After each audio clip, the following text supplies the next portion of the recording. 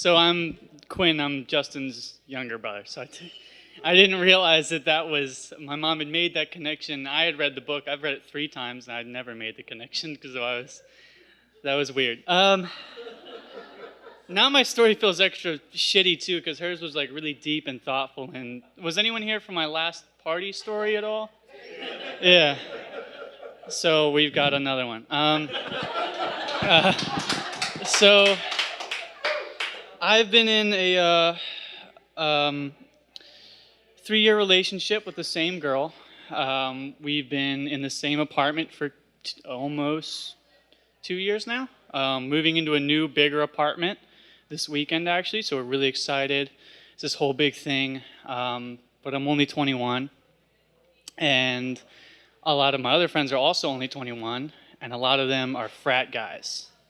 So my love life is the polar opposite of all of theirs. So the same girl, same apartment, we have a dog, same schedule all the time. It's this regular regimented thing, and we have fun date nights and stuff. It's the same person all the time, and I like it that way. I prefer it that way. It's just better for me. My life is really hectic and crazy, and I have all this other shit going on. I like coming home to the same person. That's my rock. They're always there. They support me, and it's great to have her around. I love her a lot. And sometimes life throws me things to remind me that even though some of my friends may call my love life a little mundane, boring, you're 21, why aren't you going out? Why aren't you meeting new people? Why aren't you, blah, blah, blah, this, that, and the other. And I think my favorite reminder was sometime last year, I had a guys' night with some of my friends, and we go to this house party. And like, oh, you can put your coats upstairs on so-and-so's bed. He's out for the weekend. Just throw your coats, sweatshirts down there, whatever. So I have this like ratty old party sweatshirt, and I don't really care about it because if I do lose it, whatever. So I throw it down the bed, and we go downstairs. We party for a while, and we leave, and we get back to my friend's place, and we're hanging out. I'm like, shit, I forgot my sweatshirt. He's like, well, I thought you brought the crappy one, because you didn't care about losing it. And I realized that, you always have that one shit sweatshirt that you really, like, you always say, oh, it's my crappy sweatshirt. I wear it to paint the house. I wear it to garden, whatever. It's the one you're not supposed to care about. Secretly, it's the one you love the most. And that's what this sweatshirt was. So I'm like, fuck, I gotta go back and get this sweatshirt, this nasty house, like, whatever, all right.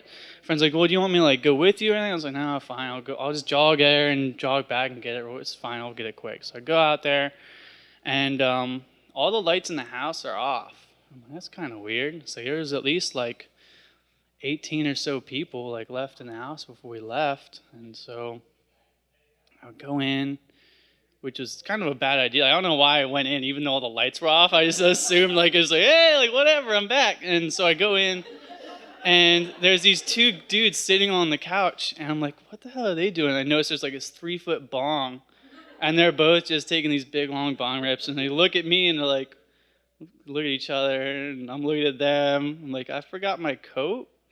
And they're like, oh, okay, what? I don't know what you want us to do about it. I was like, I'm going to go upstairs and see if it's still there. You don't want to go upstairs. It's like, what the fuck is that supposed to mean? Not supposed to go, whatever. You guys are obviously, way too high, and you think the house is haunted, or, whatever. I don't care. I'm going upstairs. I'm going to get my sweatshirt back. I want that damn sweatshirt back.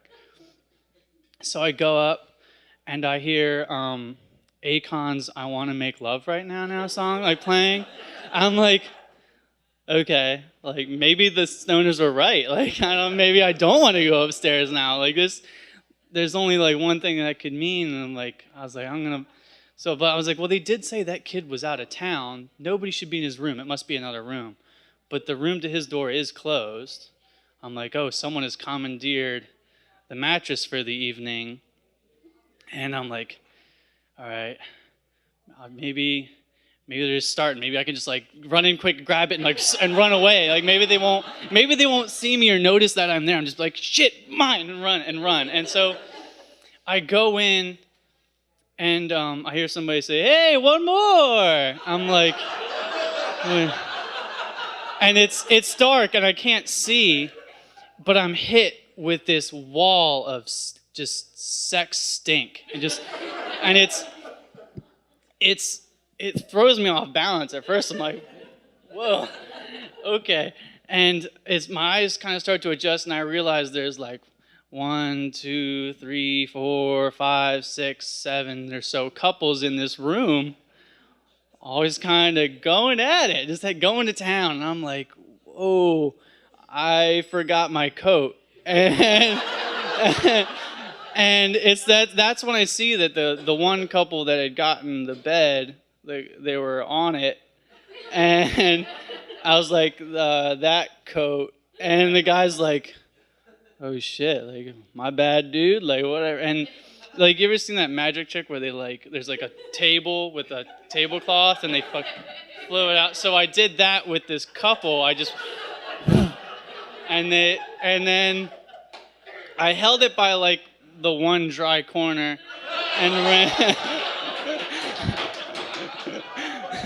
We hit the punchline. No, and so I'm like, oh, okay, and I leave, and I one of them's like, hey, well, do you want to stay? I was like, no, thank you, and I walk home because we don't live that far off campus, and I